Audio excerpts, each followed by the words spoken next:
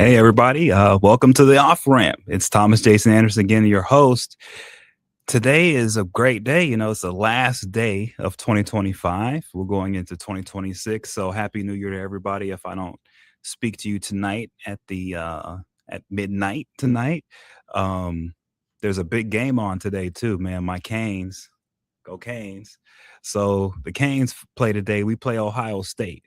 So we finally get our revenge in. And then on top of that, we've got all this Minnesota, Somali entitlement fraud stuff going on. So we're finishing out the year in 2025 strong with another episode of Off Ramp. But let's talk about some of what's happened this year. Let's talk about why we're here on the entitlement front, and let me talk about the Hurricanes a little bit in the football game today, because now I get a chance with my own platform. I get to do a little prediction now. The Canes are my team. So if anyone wants to know, when I was a kid growing up in the 80s down in Miami, um, man, the Canes, that was our thing, man. Like, yeah, the Dolphins were great and Dan Marino was great, but the Canes, that's who that and when I say the Canes, I'm talking about, for people who do not know, it's the Miami Hurricanes. It's the University of Miami Hurricanes football team. Okay. And here's why the Hurricanes football team is so important to people like myself, who are from Miami, black folks from Miami. It's important because back in the 80s, Miami, it was a rough place. As most people know, if you watch the movie Scarface, you'll know that Miami was a rough place. Um, and in all of that craziness, there was this guy named Howard Schnellenberger that, like, one day he just decided to come in a helicopter into Liberty City and land the helicopter in a park so he could walk out to the projects and speak to some of the families of some high school football players who he wanted to have play at the University of Miami football team. And it was the first time that in Miami, we got that kind of treatment, that kids who were playing football in the streets, who were playing football in in the different football leagues, kids who were playing high school football. Yeah, people recruited down in Miami a lot. A lot of universities did, but this was the first time that someone treated the especially black people, poor black people in Miami, like royalty. And that's how Howard Schnellenberger did it. So if you guys want to know, Howard Schnellenberger was the head coach of the Miami Hurricanes football team. One of his best quarterbacks was Jim Kelly, the Hall of Famer NFL quarterback, Buffalo Bills. Um, but Schnellenberger brought a different view to Miami, because at the time, during the Scarface days of Miami, especially in the black community, it was really hard because we were in a situation where, 200,000 new arrivals came from Cuba via boat through the Mariel boat lift. And then you had Jamaicans coming in, and you had a lot of Haitians coming in illegally on different boats on the shores. And so our community slowly began to basically crumble, because unlike today, back then, there weren't any federal tax dollars coming in to help anybody, really. So we were on our own and our communities were falling apart. And in all of that chaos and violence. And remember, in the 80s for Miami, it was the cocaine cowboys, right? So we were having shootouts in malls. We were having, I have friends of mine getting gunned down, getting stabbed. The gang violence was off the charts. And I was talking to my friend who at the time, he was, a part of the Crips gang in LA, and they had a lot of violence. But I explained to him that whatever violence you might know about in LA that was recorded violence, the problem with Miami was when someone was killed, it wasn't even recorded as a murder. The police didn't come out to investigate. Basically, when someone got murdered, they'd go to the morgue, the family would get the body, and they would bury the person. There would be no investigation. There'd be no statistic in place. It was just the person died. That's just how it went. So if you were in Miami at the time and you were black and you were murdered, you were injured, you were shot, no one was going to investigate it. There was no one to go to. you would just get buried. And that was it. And so you could look back at the stats and say, well, Miami wasn't really that violent according to the statistics. Well, that's because it was so bad, stats weren't kept. That's how bad it was. And so in the midst of all of that violence and insanity, whew, it was rough. But in the midst of that, here comes Howard Schnellenberger on his helicopter, and he's landing in a park, Gwen Cherry Park, which is right there in the projects in Liberty City. He lands in the park and he gets out, and everybody's like, "Bro, what's going on? Why is this old white guy coming into the projects? And why is he coming in a helicopter?" And that's when everyone found out after he spoke to a few families. No, he's here from the University of Miami football team, and his number one mission is to ensure that all of these kids who are in these downtrodden neighborhoods, who their only way out is through education, and with that education they're playing a sport, he wants to ensure that the University of Miami football team is loaded with those kids. And so that's why he flew the helicopter in. That's why he laid out the red carpet. It was really the first time. And so he started something new. And all of that talent he brought to Miami created something. It created something special. And that's, when I grew up watching the Miami Hurricanes football team, we had something like a 57 game home game win streak. So it was like every time we played at home, it was a guaranteed win when I was growing up. It was it wasn't even in question whether we were going to win or not. And so fast forward to 2002, I believe, and we're in a national championship game against Ohio State, and they win by cheating, right? We won the game. A call at the end stole a championship from us at a time when we really needed it. And that threw our program into a tailspin. In the Miami Hurricanes football program hasn't gotten back on its feet since that loss to Ohio State, which was straight cheating. So here we are today, and it's revenge time. Here we are today, all of these Miami kids who understand the history of the University of Miami football team, who understand the Howard Schnellenbergers and the Jimmy Johnsons and the Dennis Ericksons and the Butch Davises. They understand this. You see Michael Irvin out there going nuts every day. All of us understand this. This game is much bigger than just a football game. This is a statement game. This is our community in Miami sending a message to the entire nation. We're not having it anymore. Yeah, you guys pushed us down for a while, but we're back. And now that we're back, we're going to show you what Miami football is all about. Now, many of you who are not from Miami may not understand what that's about. But if I could explain it quickly, I will say this. Every child who plays football down here in Miami from a young age, especially the more competitive leagues, we all knew and they all know that you're laying it all out on the line. It's football in Miami is a grown man sport for little kids. It ain't a game. And you guys will see that tonight because these guys have been waiting for this. They're playing with a chip on their shoulder. They know they're the best, and they're going to show the world tonight. So that's my prediction tonight. I don't care about the X's and O's.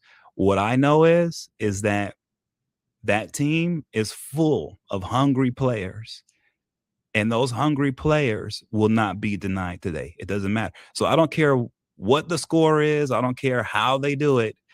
They're going to win today, and it's going to show because their hunger is going to come out. And everyone tonight, the world tonight, is going to be able to see another nice Miami show because that's what we do. We put on a show. So I can't wait. I'm excited for tonight. To give you a little story too on that with the University of Miami, we had some problems down here when it came to a guy named Nevin Shapiro, and some benefits in the NCAA came down and tried to shut down the entire program. And I had a little hand in that too. So you can look back on that and see that that didn't go so well for the Yahoo Sports reporter who reported on that story. It did not go so well for the NCAA. All their investigators ended up having to be fired. And so I actually think what happened to the University of Miami with that Nevin Shapiro scandal, it is what opened the door to college football today, which is players being paid. I don't think we get to where we're at now with players being paid if not for what happened with Miami and the NCAA when it came to Nevin Shapiro and the ability for Miami to get out from under that and totally change the system. So we do it here. That's how we roll, and we're going to roll over the Ohio State Buckeyes tonight, and it's all about the heart. And who cares about the X's and O's? It's all about heart tonight. You guys are going to see that Miami heart, man. It's a real thing. Just for anyone who wants, it's a real thing. Watch the game tonight. You're going to see it. So with that said, there's been a lot going on, a lot being spoken about. If you haven't heard it yet, about the Somali entitlement fraud in Minnesota. And what this is all of a sudden, right? The Trump administration and Doge, Elon Musk, and these guys, they discovered the secret place where all of the corruption happens in America, and it's Minnesota. And it's these Somali immigrants. That's who's committing all of the fraud in America. That's the storyline right now. If you go on X, you'll see that there's no more important story than these Somali immigrants stealing entitlement money. It is by far the most important story. It's from I could tell Elon Musk's perspective, it's the key to fixing everything that's going on in America. According to the Republicans, it is the key. Once they eradicate the fraud in Minnesota with the Somali immigrants, then America will be back to being great again. That's the story. That's what they're putting out there. Um, that's what their supporters believe. And so you've got now, things where they're breaking down Somali people and showing that genetically they're inferior. There's something wrong with them. And so we have to do something to them. Right. We all knew this is their mindset. OK, they're all thinking we all knew the whole time that America is great. The only thing holding us back were these Somali people. This is what they're thinking. And this is what's going on in the minds of a lot of Republicans. It's what's going on in the mainstream on X. On the right is definitely what Elon Musk is looking at. And so that's the storyline. That's the highway the world is on right now in America. It's some bullshit. And so I'm here with the off ramp to say, nah, man, that Somali story, okay, it's some fraud. You've, congratulations. They found some fraud in Minnesota. Good job, guys. You're the best. Okay, terrific. So what? What does that mean? That there's fraud in Minnesota that they found with some Somali immigrants. What does that mean? It means nothing. Absolutely nothing. What it means is that there's fraud in Minnesota and some Somali immigrants took part in it. That's all it means. It doesn't mean that all of the fraud in America is because of Somali immigrants.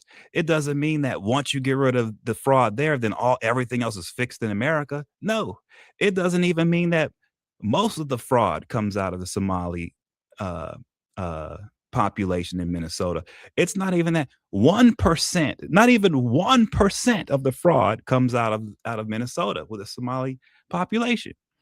So why is it that the Republican Party, the Trump administration, Elon Musk, X, why are all these people spending so much money and so much time making it seem like this fraud in specific is different than all the other fraud that's been going on and is going on? What is it? Is it the dollar amount?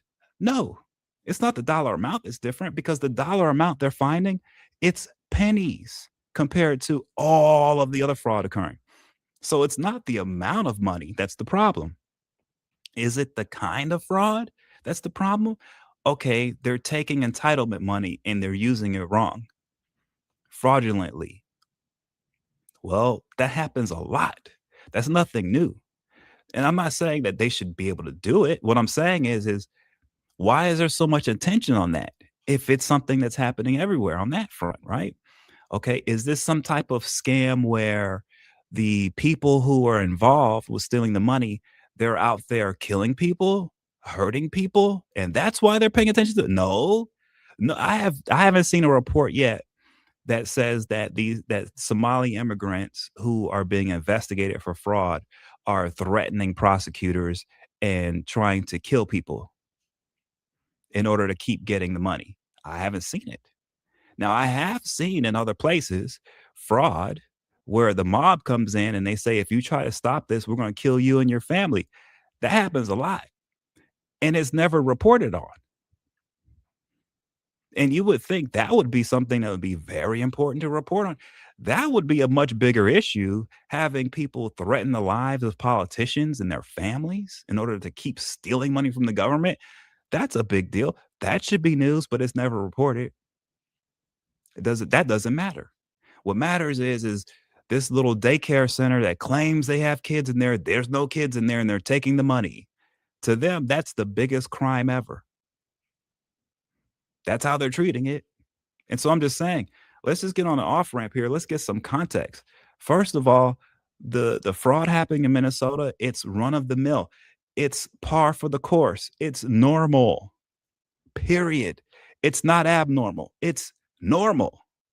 Because if you go to any other state in all 50 states, you are going to find the exact same fraud, the exact same dollar amounts, the same types of people. You're going to see it. There's no difference at all, right? So that's the first off ramp, is to say, guys, there's nothing new here. Secondly, people want to say, well, since we found this, we might as well just beat it till it's dead, beat the dead horse and keep going and going and going and send the message so no one will steal again. There's no message being sent in this going after the Somali immigrants. The only message I see being sent is, hey, if you're going to do fraud, make sure you're white, because if you're Somali or you're black, they're going to come after you. If you're not black, then you're probably going to be okay. That's the only message I really see coming out of this. Maybe I'm wrong. Now, you could say, well, you're being biased, you're being racist saying that. No, I'm not, because I've brought up all kinds of fraud. There's a fraud case sitting down happening right now in the state of Florida. I'll show you. I'm not making this up, okay? So, as you can see, we've got this title here called School Showdown: Misuse of Title I Funding. This is Channel 7 News in Miami. Just so you guys know, Channel 7 News Miami is the Fox affiliate. So our local stations have national networks backing them. This is the Fox channel, Channel 7. This isn't some rinky dink blog. This isn't some this is a straight up news channel in Miami. So let's get that straight first. The date, April 19th, 2016. Okay, it was done by Belkis Naray and Robin Cross. If anybody knows Miami, you know who Belkis Naray is. She's an anchor for Channel 7 News. She's been on for decades. She's been on since I was in high school. I graduated in 95. She's been on since around then. That's how long Belkis Naray has been. So this is an experienced journalist here, real journalist. So I'm just pointing this out so you guys can know I'm not pulling stuff up out of nowhere, okay? This is 2016. What does it say? 42 years of reading, writing, and arithmetic didn't add up for a Broward County principal. She says she was fired after speaking up about the school district's misuse of federal funds. Seven's Belkis Naray reports on Hour 19 Special Assignment Report School Showdown. In 1978, the first test tube baby was born and a dozen eggs cost 48 cents. That's 1978. It's also the year Mary Lou Ridge began her career teaching in Broward County. Mary Lou Ridge, former Broward School principal. Here's a quote from her. I started out in South Plantation High School as a speech therapist. She would go on to teach special needs kids until she was named the principal of Bethune Elementary, a low-income performing arts school in Hollywood. According to Ridge, My staff and I won 3 international awards for the best innovative arts program in the United States and Canada. She loved helping the kids succeed in and out of the classroom. Once again, Rich, we had toy drives at Christmas to help all of our families. Bethune Elementary is a Title I school, which means a majority of its students are underprivileged. The federal government gives the school money to ensure all children have a fair, equal, and significant opportunity to obtain a high quality education. The money must be used for things like smaller classes, individualized programs for students, and teaching materials to enhance their regular instruction. But Mary Lou says around 2010, she started to notice problems with her budget. According to Ridge, generally class teachers are paid out of our regular budget. If I needed 30 teachers, the district only funded me for 25. So it forced me to go into my federal funds and buy extra classroom teachers. Ridge said she knew that this was wrong, so she brought it up to school officials. After 4 meetings of standing up and trying to make my point, I was sent a message via my director at the time not to bring it up again. But she did. During a meeting in 2014, 6 months later, she was fired. Okay. I know Mary Lou Ridge. Okay. I know her. I've spoken to her personally. I've been in her house. She has given me millions of pages of documents to prove this, what's going on in the state of Florida. She has a former state auditor who is on her side. She has several former employees for the state of Florida who are all on her side and who are all telling everybody billions of dollars are being stolen by the state of Florida that should be going to lower income schools, and they're stealing the money to send it to wealthier schools. That's what they're doing. And it's billions of dollars worth it. How do I know? I just read you the article. This was from 2016, but guess what? No one has done anything. You know how I know? Because I've been working on it since then myself. No one will listen. They allow the fraud to continue day after day, day after day. It'll never stop. And Mary Lou Ridge got fired. And everyone else in this school district or any other school district in Florida that tries to tell anybody that the state itself is encouraging the theft of federal dollars, they all get fired. So it's a total rig job from top to bottom is what's happening with this money. And it's total theft and nobody cares. And the reason why they don't care is because it's billions of dollars being taken from poor minority kids and given to wealthy white kids. That's what's going on, guys. It's billions of dollars worth, and it's covered up. Right? So that's how I know the situation in Minnesota is a racist situation. It's racial. The guys who are attacking the Somalis in Minnesota, they don't think they're racists. They don't know that they are. They think this is normal. Why? Because in their minds, what they're thinking is if it's white, there's no crime there because it's white. The only people stealing are minorities, immigrants. This is what they truly believe. So this is why I have to do the off ramp because I'm sorry, that's not reality. Now, if anyone wants to argue with me, you can look on the Channel 7 website. You can call Mary Lou herself if you want, if you don't believe me. Mary Lou's very upset. She's still trying to bring attention to this. No one will listen to her. You don't believe me? If you're one of these guys out there, if you're Elon Musk or if you're a Republican, if you don't believe me that the state of Florida is stealing billions of dollars of federal money, call Mary Lou. Get her number. Call her. She'll tell you. She was fired over this. And I just read the article. She was one of the better principals in the state, probably. Won international awards. She really cared about her kids. And they fired her because she didn't want to steal federal dollars. See, that's the real fraud that we have a problem with. See, that's why I'm taking guys to the offer, man. It's time to get away from these stupid storylines. The Minnesota Somali blah blah blah. It's dumb. It's stupid. Don't even pay attention to that crap because it's a waste of time. The real fraud is what's being buried. The people who some of the best employees of government, some of the best people in the world are being fired and being silenced because when they raise their hand and say, "Hey, there's fraud here," shut up. We don't want to hear that. And the same people shutting down people all across the country who are good people trying to point out the fraud that's been going on all over the place. Those people are fired, the good people. The bad people who are firing them are the ones complaining about the Somali immigrants in Minnesota. But yet they're here every day covering up fraud in their own communities, in their own cities, in their own states every single day.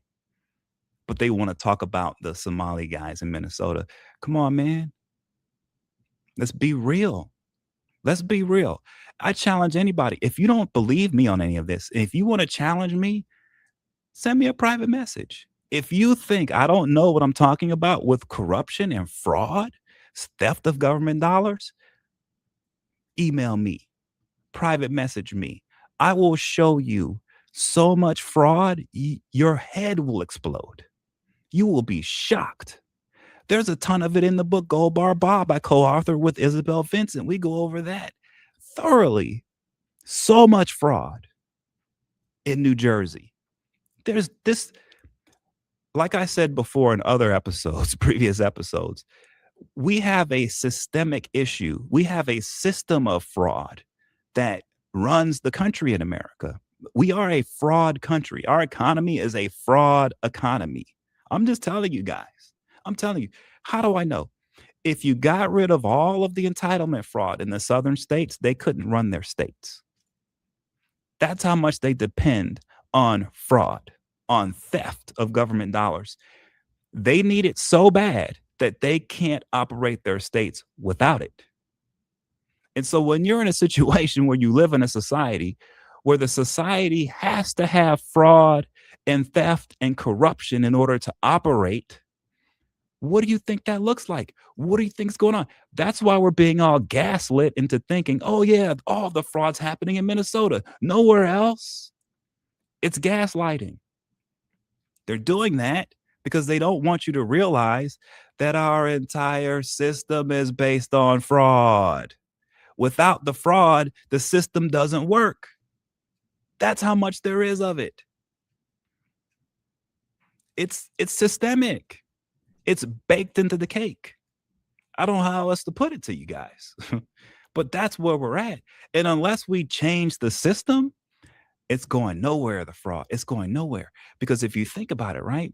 Where do you think these fraud dollars are going? Even in Minnesota, do you think they're just going down into someone's basement to just collect dust? No. That money's being spent. It's being spent on cars, houses, furniture, restaurants, vacations. So just imagine if you took all the fraud out of all of these states. Do you know how much of a hit the economy would take? You'd see us in a depression if we got rid of the fraud. So how do you function? How do we function if we can't get rid of the fraud without collapsing our economy? What do? You have to change the system. We have to change the system. We have to switch off from this corruption fraud system, and we have to get into a system of transparency where you can see what's going on. Because right now, no one can see anything. People think they can see things because some kid is running around Minnesota to daycare centers that don't have kids in there, and they're collecting federal dollars for it. They're like, oh, we can see it now. We finally see the fraud. You don't see shit. You're not seeing anything. That's nothing. If you all were to really see the real fraud, I'm telling you, you wouldn't want to get out of bed. You wouldn't even want to do work anymore because you'd realize, wait a minute, man, this is rigged. Everywhere I look, the whole thing is rigged. That's right, it is. That's the system we're under. That's why we have to get on the off ramp and realize, straight up ignore this crap. Don't even look at it in Minnesota. I'm telling you now. The reason why I'm telling you ignore it is because I'm telling you it's going to go nowhere. It's going nowhere. All you're going to see is a bunch of people talk about, well, this is the problem with America. We have too many of these black African people coming in here stealing everything. If not for them, we'd be so rich and we'd be fine. That's a lie. That's a lie. Whatever troubles we're having in America right now, it's of our own doing. And the main reason why we're having troubles is because the biggest theft of all has been inflation. And how do we get that? Printing money. And why are we printing money? To save the big banks. Did you guys hear of TARP? Too big to fail? That's who's getting all the cash. That's where the real fraud is coming from. The big boys. Not these little mom and pop places in Minnesota. That's chicken scratch. Let's start talking about the real stuff.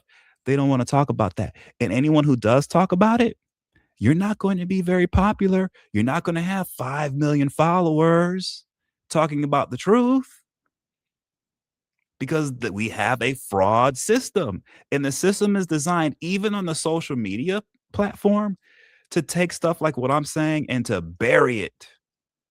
But if someone comes on and does a show like I'm doing right now, and all they do is talk about how bad black Africans are, th- through the roof, all kinds of views, all kinds of likes. And it's not that that's the most popular view. That's the viewpoint that the platforms are pushing. Why are they pushing that? Because the platforms themselves and the people who own them are a part of the corrupt system we're living under. And so it's to their advantage to keep the corruption going because they're making bank off of it. It's easy to point out the Minnesota guys because guess what? That's not going to hurt the bottom line of Elon Musk. But you know what could hurt his bottom line? Let's talk about some Texas fraud.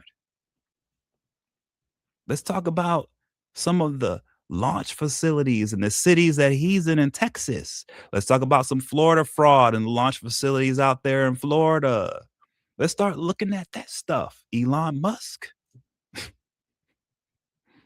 right? But no one wants to look there. Why? Because they think that it's in Minnesota where the fraud is. It can't be happening in Texas. Why would there be fraud in Texas? It's such a good place. Please. More fraud. Whatever fraud you think you're finding in Minnesota, multiply it by 100. And that's what you have in Texas. So why is Minnesota so important then? If Texas is 100 times worse than Minnesota, why are we talking about Minnesota? Why aren't we talking about Texas? Well, if we talk about Texas, that's where Elon Musk has a lot of his facilities. So maybe we don't need to be bothering that state, right? I don't know. Maybe that's the case.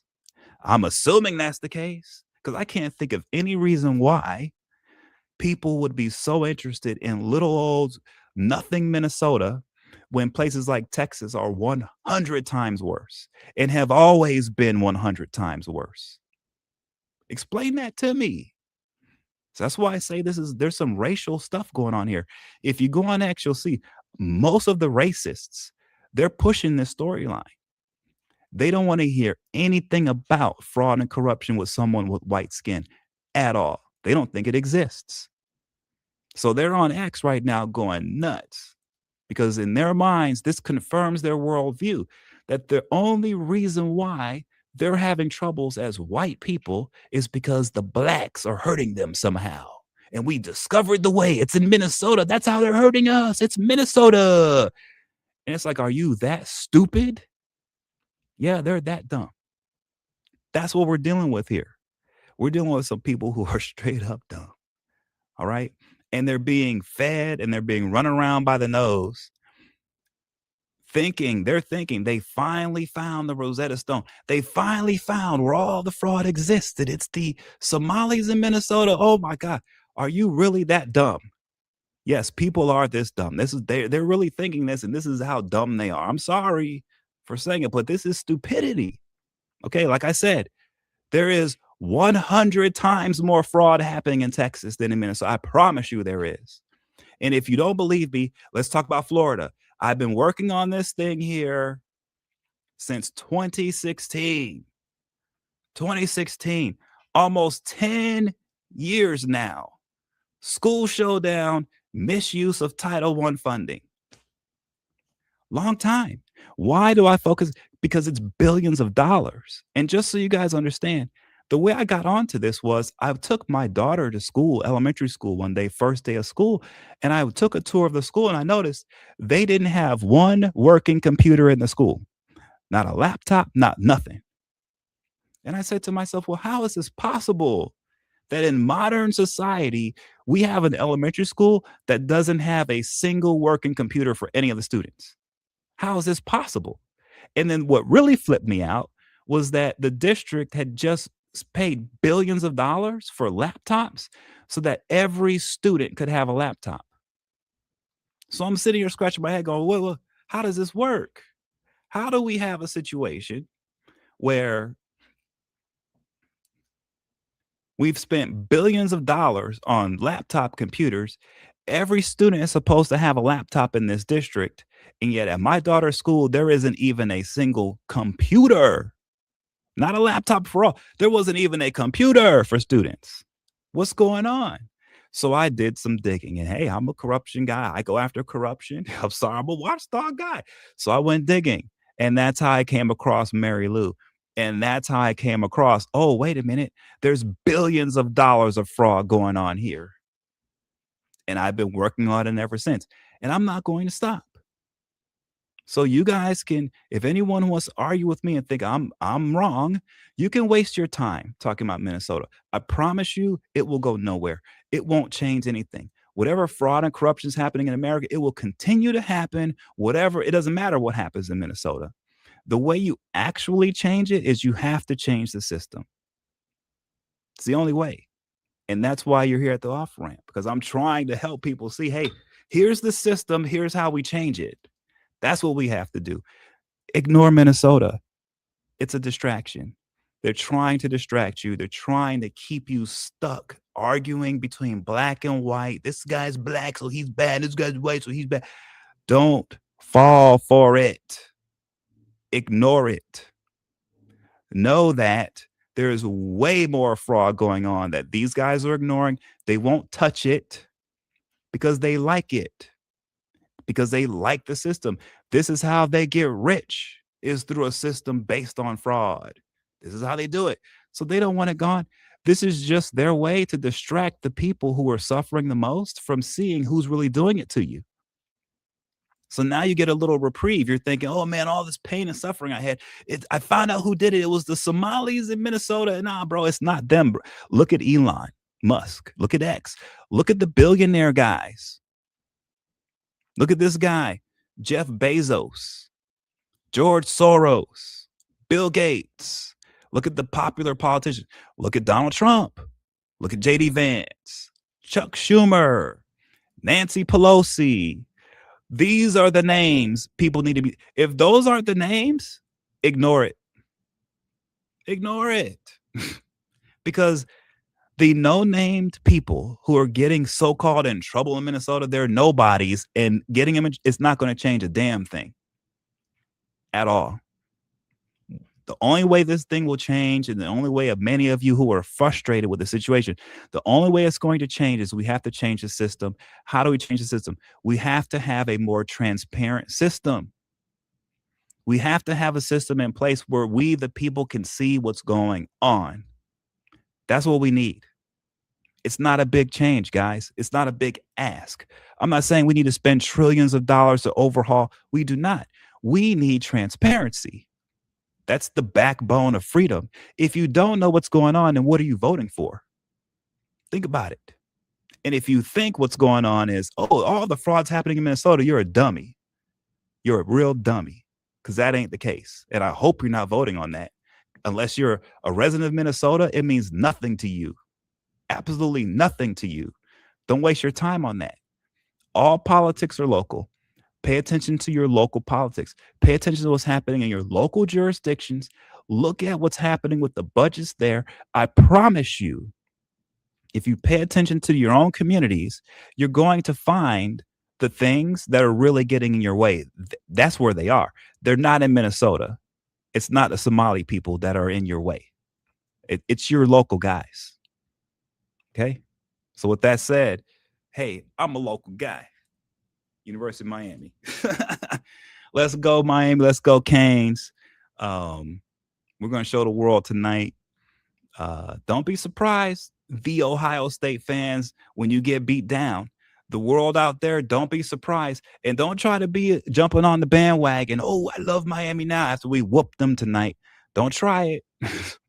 We're good. We're good on our own. We're good riding by ourselves. We're good with a chip on our shoulder. We do better when you guys are not our fans. Please keep hating. It only gives us fuel. With that said, God bless. Happy New Year, everybody. I will see you guys in 2026. Love you all. Take care.